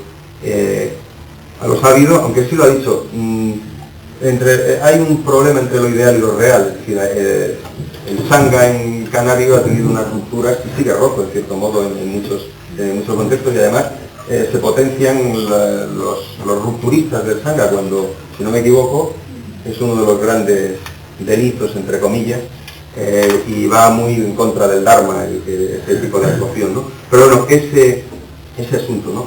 El impacto de los magisterios itinerantes también es importante, pero ya lo ha reflejado bastante bien el contexto en el budismo tibetano, el contexto tibetano-butanés, sobre todo butanés, ¿no? La relación esta con lamas que tiene que ver con Bután, ¿no? Bueno, el budismo zen, que creo que está suficientemente bien reflejado, y luego otras formas de budismo que tienen números. Probable, en algún caso, si no me engañan mis informantes, quizá un mayor número de lo que estamos hablando aquí. Que por ejemplo, Soka Gakkai, o lo que era antes Nichiren Shosu, tiene un impacto en Canarias que quizá numérico sea notable por las características de esa forma de entender el budismo, de una tradición que es también japonesa, ¿no? En origen, ¿no? Bueno, y luego me queda, en medio minuto, pertenencias menos evidentes, pero que hay que tenerlas en cuenta, ¿no? Los perfiles individuales, la síntesis de foco personal, en las que el componente budista es uno más de los conformadores de la identidad de creencia, ¿no? Y que tiene que ver con contextos muy diferentes, entre los cuales el viaje es importante. El turismo, que ayer nos salía también, como vieron, el motor metodológico de las transformaciones, que son difusas. Eso es lo que estas pertenencias no son pertenencias fuertes como las que hemos estado en cierto modo viendo aquí, sino unas pertenencias mucho más difusas, que tienen que ver con algún tipo de viaje o de búsqueda que lleva a incluir algunas formas de budismo dentro de una práctica que es una práctica que a lo mejor hasta podríamos llamar, ayer lo decíamos, New Age, aunque quizá ese contexto no es un contexto, New Age tiene más implicaciones, demasiadas implicaciones. Serían búsquedas de carácter individual, cuyo foco es el foco individual, y que pueden llevar, bueno, pues a opciones que estiman al rato. Problema metodológico. Se tarda una hora en saber por dónde van las pertenencias. Hay que empezar, el bloque de encuesta que dice pertenencia religiosa, se tarda una hora hasta que por fin te dicen que digamos, la cosa principal sería, o sea, lo que más se parecería a lo que ellos tal, sería el budismo. Pero luego les preguntas si tienen alguna vinculación de carácter más institucional, o lo que sea, no la encuentras, o la encuentras de una manera muy difusa, o hace muchos años que hicieron algún tipo de, bueno, pues de toma de refugios, por ejemplo, hace muchísimo tiempo, pero sigue vinculándose a Nadie. No puede ser. Sí. Desde el punto de vista de la metodología, el budismo sigue planteando hoy, como en el pasado, el mismo problema para los estudios de la religión, y es que no encaja en casi ninguna de las definiciones del concepto de religión que existe. De hecho, gran parte del contenido del budismo es una forma de actividad en sí misma crítica de lo que son las prácticas religiosas tradicionales, ¿no? Lo que te dicen casi todos los budistas, ¿no? Si te encuentras al Buda por un camino, mátalo. Una página famosa de budismo en internet, killthebuddha.org, qué sé yo. El budismo te está diciendo continuamente, como antes decía Alejandro, cuando llegues a la otra orilla, olvídate del Buda, del Dharma, de la Sangha, simplemente vive en la realidad, ¿no? Entonces, hay una pregunta que hacer aquí. ¿Qué es realmente el budismo desde el punto de vista de la religión? No ya como él se define. ¿Cómo debemos considerarlo? Porque realmente lo que a uno le tienta todo el tiempo al leer maestros budistas y ver lo que dicen es pensar, esto es filosofía, ¿sabes? Sí, sí, claro. Camino religioso es lo mismo, es sinónimo de camino espiritual. Yo lo dudo. Hay religiones que no tienen de espiritual y de transformación, de transformadoras absolutamente nada. Y hay caminos espirituales que no son religiosos, incluso ateos. Por eso antes les recomendaba la lectura del libro El silencio de Buda, de Raymond Cancer, que es un teólogo y filósofo de frontera en España, ¿no? Que él venga del campo de la sacerdote, ¿no? Un sacerdote muy específico, porque está a caballo entre India, el pensamiento indio, y el pensamiento occidental. Su padre era hindú y su madre catalana, ¿no? Y está muy parte del tiempo en un lado y en otro, ¿no? Y él dice que a veces ni siquiera... Banneker, es que ayer, cuando Ismael, es que tiene que ver con lo de ayer, ¿no? Cuando Ismael planteó un punto de vista que es el de Cantwell Smith, que fue una forma de entender un drama que tenemos los que nos dedicamos a religiones, que es cómo comparar esto con otras religiones, cómo hacer comparación, ¿no?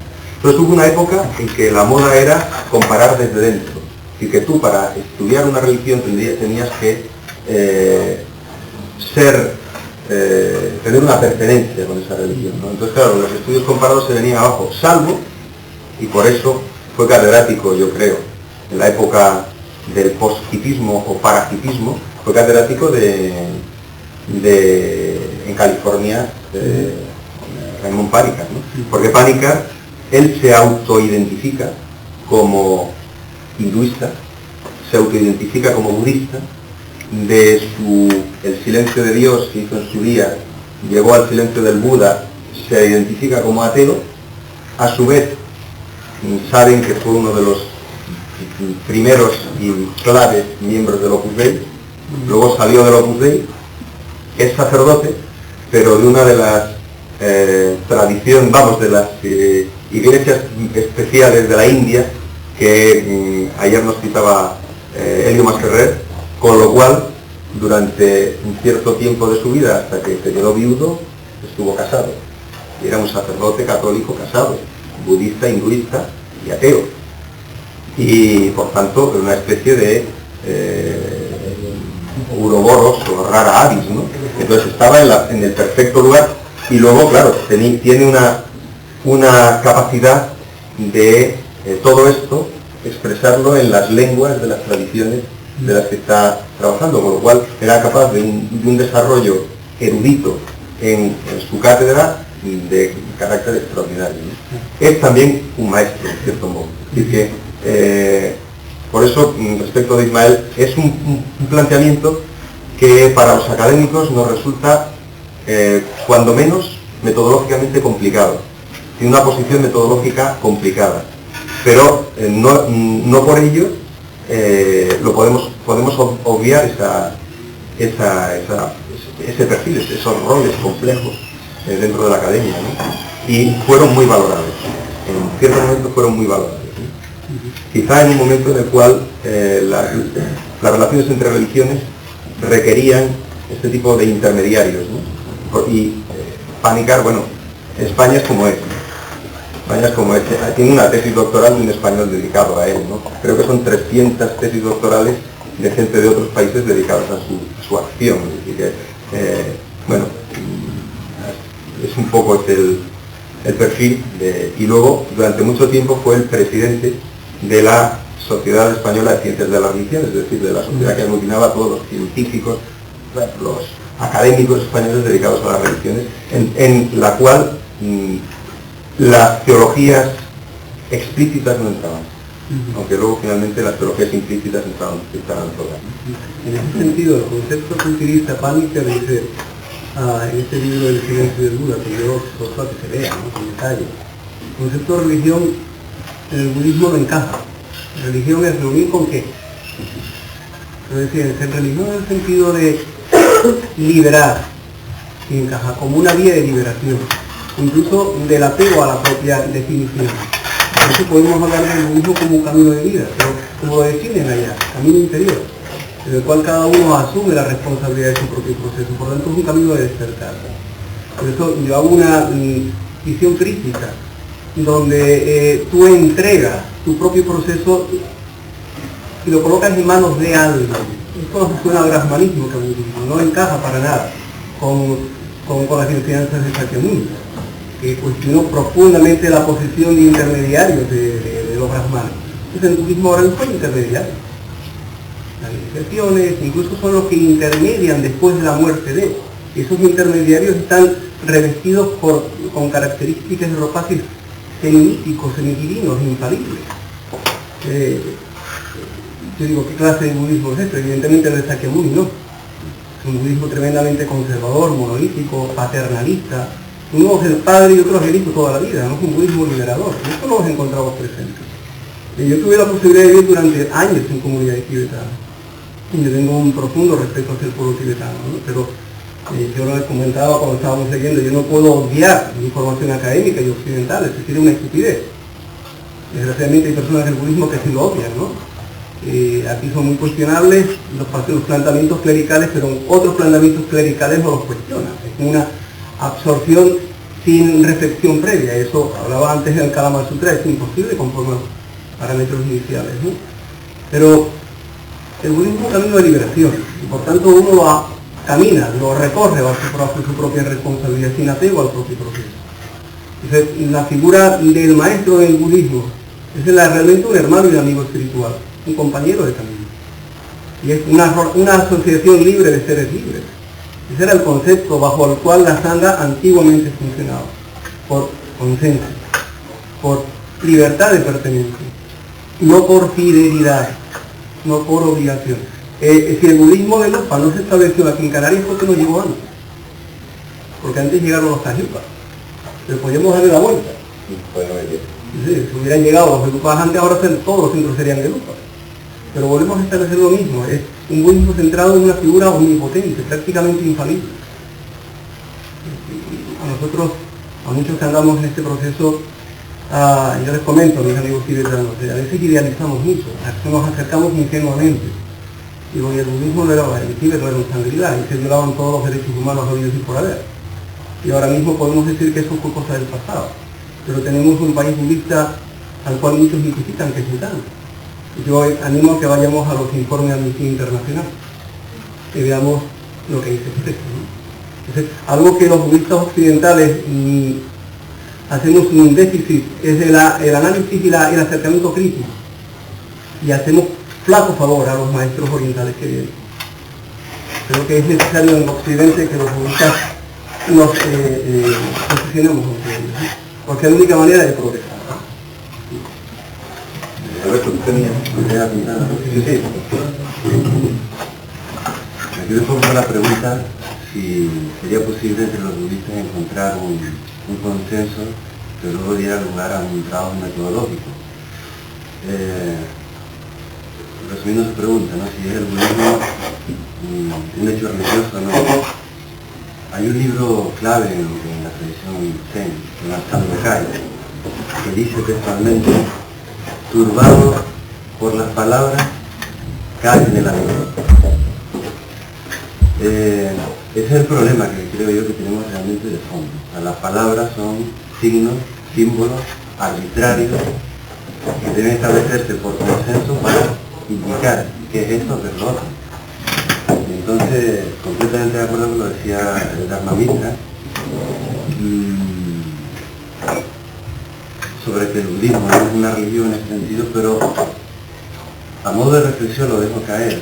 Me gustó mucho la expresión que dio Ken Wilber en su libro Un Dios sociable, cuando él diferenciaba religión legítima y religión auténtica. Religión legítima, decía él, era aquella que era capaz de cohesionar a un montón de gente para un fin determinado.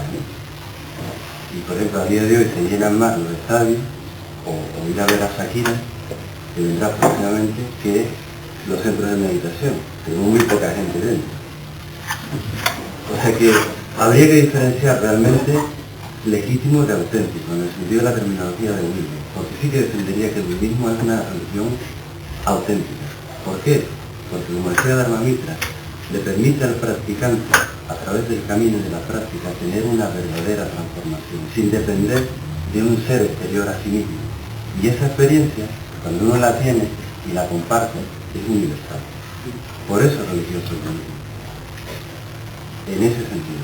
Es la cuña paradójica, visto la típica del Zen, la definición interna, ¿no? Pero interesante, la definición émic, tenemos aquí una clara. Yo es que no tengo claro lo que es una religión, si es definible, o sea que creo que es un mal problema intentar a partir de ahí plantear los caminos, ¿no? O a lo mejor hacer esa que es un retruécano, pero que seguro que tú, desde tu formación de filólogo, te gustará, es decir, buscar la etimología. Y bueno, como hay dos etimologías, primero nos vamos a una palabra que es latina, es decir, un contexto completamente ajeno, luego evidentemente utilizada por el cristianismo y de ahí utilizada por, entre comillas, la ciencia. Hay esas dos raíces que se buscan, ¿no? Una, la que tú un poco citabas, la regae, ¿no? La unión con, pero luego también está otra que tiene también su raigambre larga, que es el religio. El budismo es una religión del religio, una religión del estudio, una religión que se dedica a estudiar, que a lo mejor no se religa con ningún dios, es decir, no es una forma de la hay muchas formas bhakti de budismo, ¿no? Pero bueno,